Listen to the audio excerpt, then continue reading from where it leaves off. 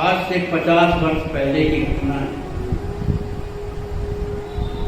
जो अनुभव है मैं उसको निवेदन कर रहा हूँ। महाराज की इच्छा थी कुछ बता दूं, इसलिए मैं बता दूं। महाराज, जीवन में जब संकट आते हैं, चारों तरफ से आदमी जब घिर जाता है, कोई साथ नहीं देता, रिश्तेदार छोड़ देते हैं, भाई बंद छोड़ देते हैं, क्यों? कुछ के पास कुछ नहीं, घर में कहीं खाने के लिए कुछ नहीं, जो मालिक कमाता भी है वो भी पूछता नहीं।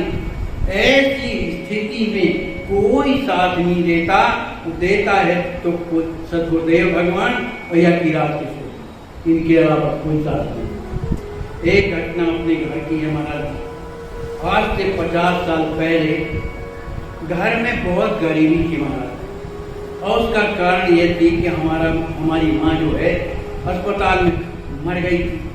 अब कोई देखने वाला नहीं, तो गांव के जो लोग थे, परिवार के जो लोग थे, रिश्तेदार जो थे, सब घर में रहते रहे।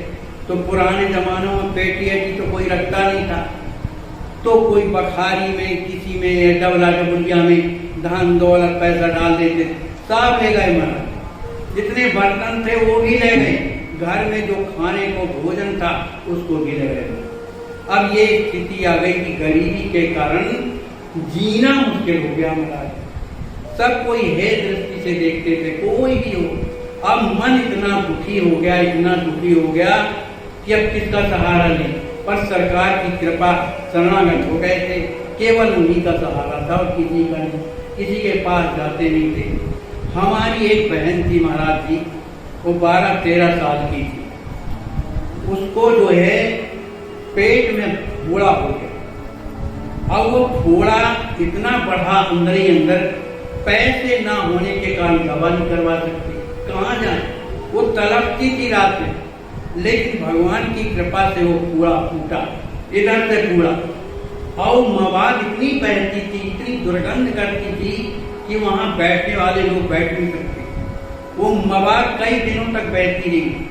ऐसी थोड़ी बहुत जो भी दवाई लोग बताते थे उस तरह से करते थे, लेकिन पेट पूरा मवाद से भरा था, सड़ गया था महाराज।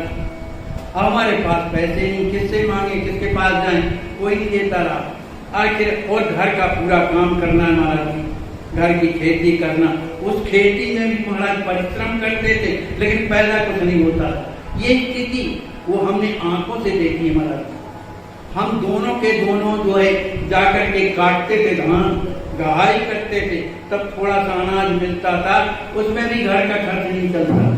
किसी तरह से बड़ी विषम परिस्थिति, किसी से कुछ नहीं कहते थे, पर सरकार का भरोसा कि चलो जो भी होगा तो होगा। अब वो रात दिन बालिका रोती थी महाराज, देखा नहीं जाता था। घर से बाहर जाते थे, बहन की घर से बाहर जाते थे तो शांति मिलती, जब घर में आते तो वो तड़पती भी देखती थी, तो बड़े दुख लगता था।